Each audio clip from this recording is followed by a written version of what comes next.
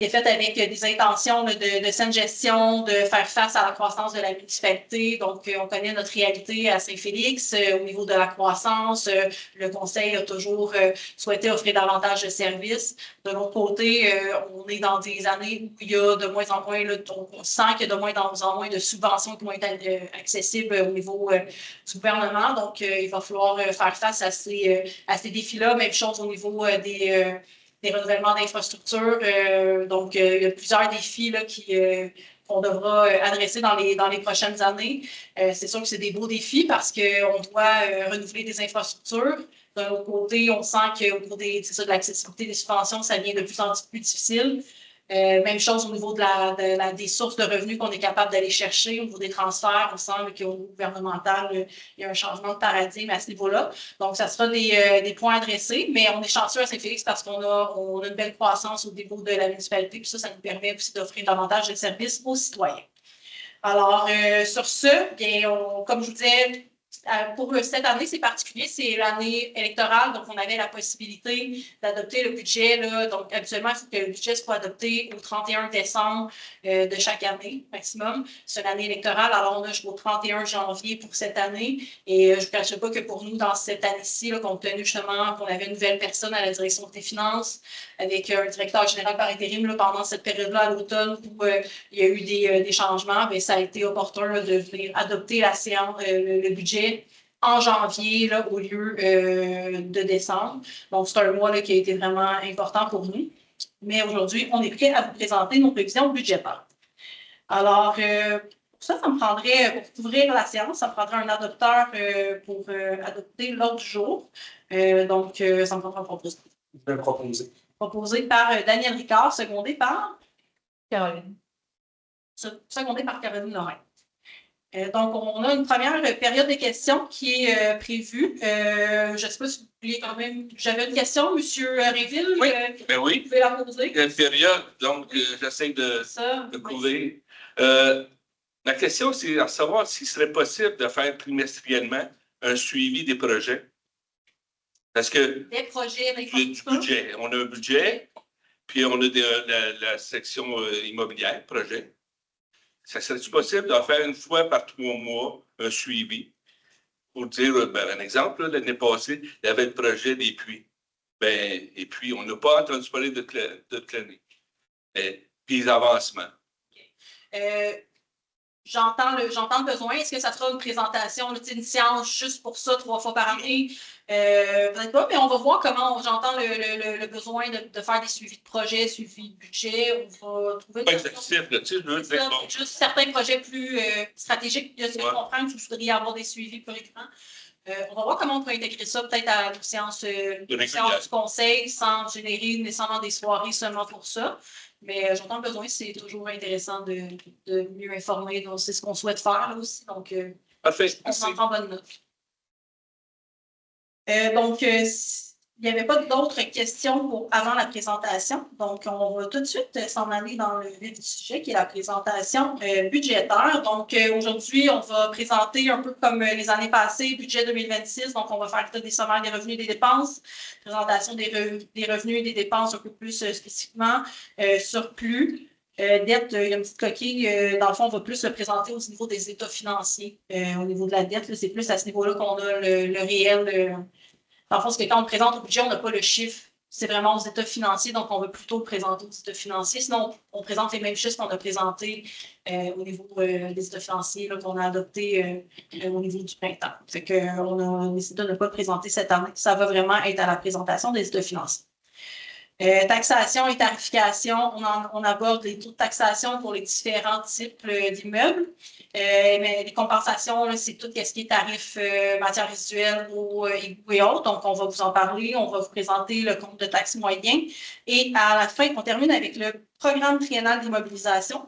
Donc, moi, je fais toute la présentation. Après, on fait les adoptions. Puis après, on a les périodes de questions là, pour revenir si vous avez besoin des questions de précision sur les points qui ont été présentés.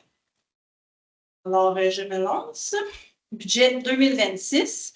Alors, sommaire des revenus et des dépenses du budget 2025 versus 2026 pour les activités de fonctionnement. Est-ce que vous voyez bien? Bon. Alors, 2025, on avait 13 827 742 de revenus. En 2026, on est à 14 960 376 de revenus. Alors, une variation de 1,1 million. Au niveau des dépenses, c'est 12 842 en 2025. On est à 13 349 975 en 2026. Donc, une variation de un peu plus de 1 million, 1,037 millions. On vient ajouter à ça pour venir stabiliser les revenus, on doit faire des budgets équilibrés entre revenus et dépenses. Alors, il y a la conciliation à des fins fiscales là, qui vient s'ajouter. Pour 2026, c'est 1,6 million qui vient s'ajouter pour venir équilibrer le montant des revenus et le montant des dépenses, donc pour un budget global pour 2026 de 14 960 376. Au niveau de la conciliation fiscale, c'est simplement pour ceux que c'est important, c'est au niveau là, donc c'est pas des dépenses à des fins comptables. Mais peut-être votre micro de réduire un peu parce qu'on n'a pas de... Ah, vous avez la réverbante. J'essaie. On me dit que je ne parle pas assez fort, donc là, j'essaie de le rapprocher, mais on va essayer de s'ajuster. Merci pour le. C'est important. La conciliation des fins fiscales, là, donc ça inclut surtout le remboursement en capital et les immobilisations. On va le voir un peu plus tantôt en détail, mais c'est ça. Donc, c'est vraiment là, surtout le remboursement en capital des règlements d'emprunt qu'on fait et les immobilisations. Fait que augmentation là, du budget total en 2025-2026, 8,18 %. Au niveau, je vous présente tout de suite les enjeux qui sont financés par le budget cette année parce que budgétairement parlant, il n'y a pas énormément de changements. On a fait dans le fond, il y a 244 000 d'augmentation de dépenses qui sont des projets au niveau budgétaire que le Conseil souhaitait réaliser pour faire face à nos défis organisationnels, aller de l'avant dans nos projets. Sinon, les autres augmentations au budget, c'est des augmentations qui sont liées à des dépenses courantes, que ce soit l'entretien des bâtiments, l'électricité, le chauffage, les salaires qui augmentent selon les conventions, selon les contrats de travail. Les contrats qui augmentent également, qu'on doit s'assurer d'avoir, quand on fait les prévisions budgétaires, d'avoir des augmentations de contrats. Donc, c'est ces augmentations-là. Au niveau du budget, les augmentations qui sont de l'orientation du Conseil, c'est ceux-ci. C'est des enjeux qui sont financés par le budget. Alors, comme on vous avait parlé avant l'adoption du budget, donc à la séance de novembre, le Conseil souhaitait aller de l'avant avec la création d'un poste de conseiller en ressources humaines. Ça fait plusieurs années là, déjà qu'on en discute à l'interne, au moins facilement 2 ans, qu'il y a un besoin de venir outiller l'organisation en termes de ressources humaines. Certes, on a des gestionnaires. Par contre, on est rendu avec une organisation quand même avec un nombre d'employés suffisant pour avoir ce type de ressources-là qui vient épauler nos gestionnaires. On a des défis organisationnels à la municipalité. On est une municipalité, comme je vous avais nommé lors de la présentation là, de la création du poste, une municipalité en croissance. Il y a de la pression. On a des gestionnaires aussi quelques gestionnaires qui étaient des professionnels avant d'être nommés en poste de gestion, donc ils ont besoin de coaching, d'accompagnement dans ces postes-là. Et il y a beaucoup de tâches dans chacun des services qui adressent la gestion des ressources humaines, qui va venir épauler, supporter nos gestionnaires dans ce dossier-là. Alors, on vient créer un poste de conseiller en ressources humaines. C'est un montant de 94 000 94 500 $. Deuxième enjeu qu'on souhaite financer par le budget, c'est pour les niveaux des communications d'urgence. Alors, c'est simplement, c'est un point qu'on doit nommer. C'est 13 000 $ supplémentaires. C'est vraiment la centrale COCA. Il y a eu des modifications là, au niveau des contrats avec eux. On l'a mis ici, mais dans le fond, c'est une augmentation. On n'a pas le choix. Le COCA, c'est la centrale d'appel pour avoir les appels d'urgence. C'est des contrats qu'on a avec eux. Il y a eu des augmentations de 13 000 $ sur ce contrat-là. Comme on trouvait que c'était quand même assez important comme augmentation, on voulait en faire part aux citoyens. Donc, c'est un 13 000 qui s'ajoute pour le contrat de COCA pour la centrale d'appel. Au niveau de l'enjeu numéro 3, c'est une vision qu'on a au Conseil, qu'on aborde depuis déjà quelques temps et que là, on veut mettre en action. Depuis plusieurs années, on fait beaucoup de projets d'infrastructure. On a, comme je vous dis, on a des beaux défis au niveau de tout le renouvellement des infrastructures routières. On a des projets depuis plusieurs années qu'on fait au niveau de nouvelles infrastructures de bâtiments et autres. Et on fait beaucoup affaire avec des firmes externes dans les dernières années. On a créé notre service technique. On a un gestionnaire, donc on a un ingénieur à l'interne qui est directeur du service technique avec un technicien en génie civil. Ce qu'on aimerait, c'est davantage internaliser la gestion des services techniques pour pouvoir faire de la conception à l'interne et de la surveillance de chantier. Surtout pour le civil, là, on ne parle pas nécessairement pour le bâtiment, mais pour le civil, l'objectif, c'est d'avoir un meilleur contrôle sur la qualité des projets, un meilleur contrôle également à l'interne de la réalité des projets. On fait souvent affaire avec des firmes externes. Quelquefois, il peut y avoir des incompréhensions des mandats.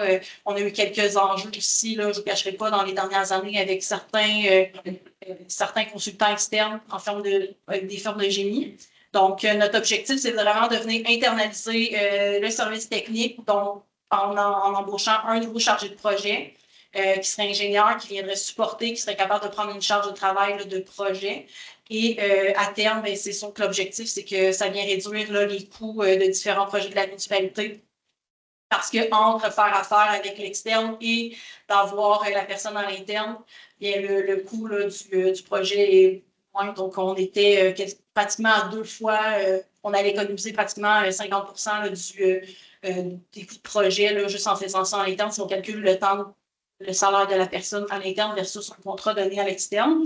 Et juste pour être très transparente, cette année, c'est un chargé de projet qu'on embauche, mais notre objectif, ça serait sur peut-être une vision là, de 1 an ou 2 ans encore, d'aller chercher un surveillant de chantier également, donc d'aller embaucher une deuxième personne qui viendrait vraiment compléter un service technique interne. Puis là, à ce moment-là, on serait capable de vraiment prendre l'ensemble de charges de projet qu'on a actuellement. Pour ce qui est même des projets qui sont des projets de développement, ça va être possible de charger, dans le fond, à des promoteurs. Donc, par exemple, si on donne l'exemple, mais Faubourg, il y a une question de conception, de surveillance de chantier.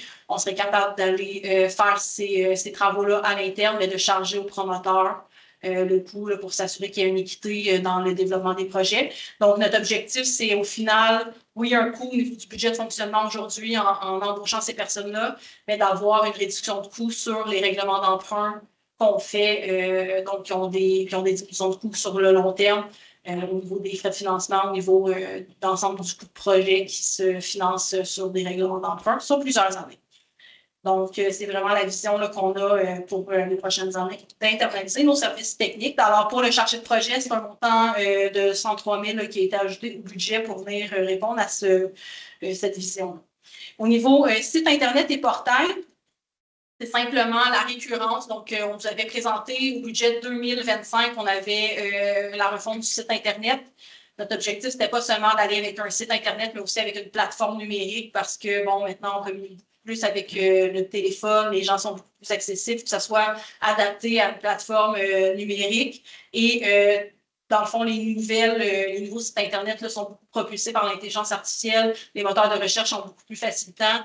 Notre site Internet, sa façon là, de présenter les informations n'est plus nécessairement adéquat ou facilitant pour le citoyen qui cherche l'information. Donc, il y a toute la refonte du site qui est en cours. Le projet est en train de se faire. On avait mandaté une firme. Le contrat avait été donné il y a déjà quelques mois. Le coût de l'investissement était pris dans les surplus. Par contre, il y a un hébergement, un coût, une récurrence annuelle et c'est un montant là, qui n'était pas budgété parce qu'il n'était pas encore arrivé. Donc là, il faut le mettre au budget. C'est un montant de 12 200 $ qui s'ajoute là, au budget pour 2026. Sinon, dernier point là, qui a été un enjeu financé par le budget pour répondre encore une fois à des besoins internes, c'est l'amélioration du camp de jour.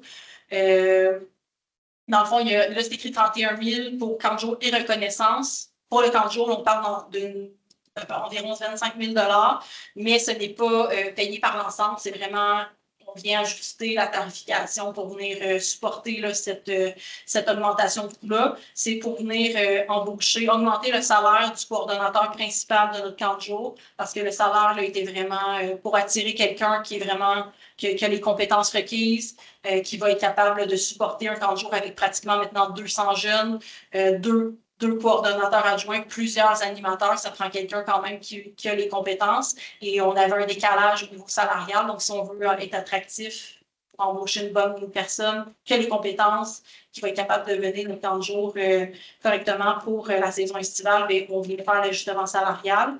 Il y a aussi toute la question de la formation interne, se donner à l'interne pour le temps de jour. On veut retourner à l'externe pour venir reformer correctement nos animateurs et nos coordonnateurs. Donc, il y a un ajustement. L'ajustement se fait au niveau de la tarification. Comme je dis, ça n'a pas d'impact sur le budget de fonctionnement. La taxation foncière, c'est vraiment payé par l'augmentation de tarification. On parle d'une augmentation de 5 $ pour le temps de jour par semaine. Et on vient ajouter un montant pour le service de garde du matin et du soir, que nous, dans le fond, c'est inclus dans la tarification. Et là, on vient, comme beaucoup d'autres municipalités, on a fait des comparables, et on vient mettre un montant pour ceux qui vont utiliser le service de garde de 25 $ par semaine pour le service de garde du matin et du soir. Donc, on vient s'ajuster aussi au marché ou aux offres environnantes des autres municipalités qui souvent chargent la semaine, le service de garde du matin et du soir. Alors, voilà pour les enjeux financés par le budget. On va ventiler un peu les revenus. Il y a des informations peut-être que j'ai déjà données avec les enjeux. Donc, au niveau des revenus, pour ce qui est de la taxe foncière, police, compensation et les secteurs, on est à 12 042 pour 2026. Donc, une variation là, de taxe de 922 000, donc c'est 8 %. Pour ce qui est des compensations, dans le lieu de taxe, donc je tiens à rappeler, là, ça, c'est qu'est-ce que l'ouverture, je pense, c'est les bâtiments gouvernementaux. Donc, comme eux, ils payent une compensation tenant lieu de taxe. Ici, on a une diminution là, de à peu près 10 000 pour cette année. Donc, on est à 262 000, maintenant 62 000, maintenant